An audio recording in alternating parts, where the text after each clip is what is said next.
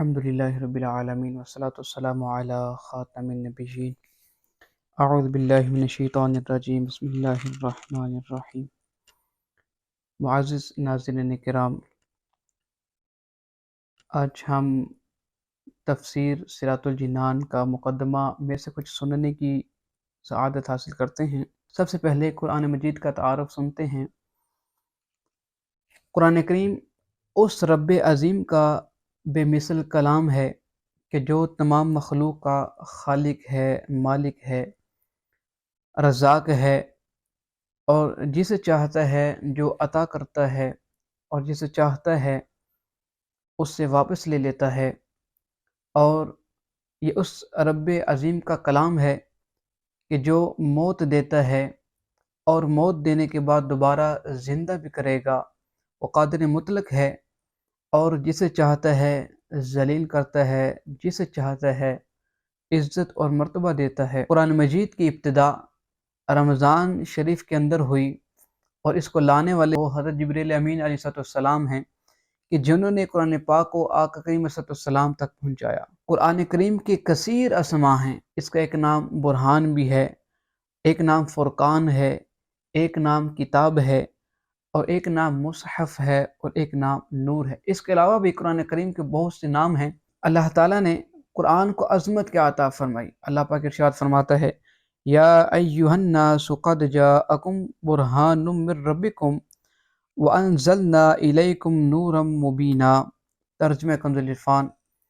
اے لوگو، بے شک تمہارے پاس تمہارے رب کی طرف سے واضح دلیل آ گئی، اور ہم نے تمہاری طرف روشن نور نازل کیا۔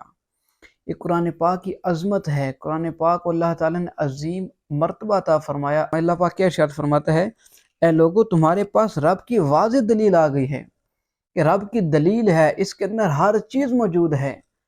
آپ کوئی بھی دلیل حاصل کرنا چاہتے ہو، کسی چیز کا حل نکالنا چاہتے ہو، تو اس قرآن پاک کے اندر آپ اس چیز کا حل حاصل کر سکتے ہیں۔ اور فرمایا کہ یہ نور ہے، روشن نور ہے جو تمہاری طرف اللہ تعالیٰ نے نازل فرمایا۔ بعض اوقات ذہن کے اندر یہ سوال پیدا ہو سکتا ہے کہ جس طرح تورات اور زبور اور انجیل کو تبدیل کر دیا گیا اور ان کے اندر تبدیلیاں کر دی گئیں، ہو سکتا ہے کہ قرآن پاک کے اندر بھی یہ چیز ہوئی ہو۔ انسان ہے، انسان غلطی کا پتلا ہے، ذہن کے اندر ایک خیال آتا ہے، سوچ آ سکتی ہے۔ تو یاد رکھیے، اللہ پاک نے ارشاد فرمایا، انا نحن نزلنا الذکر وانا لہ لحافظون۔ بے شک ہم نے اس قرآن کو نازل کیا، اور بے شک ہم خود اس کی حفاظت کرنے والے ہیں۔ یہ وہ کتاب نہیں ہے کہ جس کے اندر تحریف ہو سکے، جس کے اندر تبدیلی ہو سکے۔ اللہ پاک فرماتا ہے کہ ہم نے اس کو نازل کیا ہے اور ہم خود اس کی حفاظت کریں گے۔ یہ شبہ ذہن کے اندر نہیں آنا چاہیے کہ قرآن پاک کے اندر تبدیلی ہو سکتی ہے، معاذ اللہ۔ اللہ پاک نے خود ارشاد فرمایا کہ میں نے نازل کیا اور میں ہی اس کا محافظ ہوں۔ تو جس کتاب کا رب تعالیٰ خود محافظ ہو، خود حفاظت کرنے والا ہو، تو اس کے اندر کوئی شخص کیسے تبدیلی کر سکتا ہے؟ اور احادیث کریمہ کے اندر قرآن پاک کی جو عظمت بیان کی گئی، حضرت عبداللہ بن مسعود رضی اللہ تعالیٰ عنہ فرماتے ہیں، قرآن مجید ہر نافع علم پر مشتمل ہے، یعنی اس میں گزشتہ واقعات کی خبریں ہیں اور آئندہ ہونے والے واقعات کا علم موجود ہے۔ ہر حلال اور حرام کا علم اس کے اندر مذکور ہے۔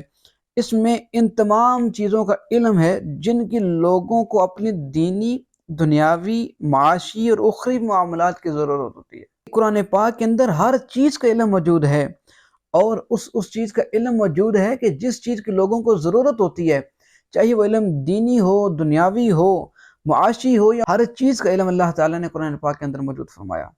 لیکن ہماری کمی کیا ہے؟ ہم اس کو پڑھتے نہیں ہیں، ہم اس کی تفصیل کے اندر نہیں جاتے، ہم نے کبھی اس کا ترجمہ نہیں پڑھا، ہم نے کبھی اس کی تفسیر نہیں پڑھی ہے۔ تفسیر پڑھی ہوتی تو ضرور ہم اس کو سمجھ سکتے ہیں۔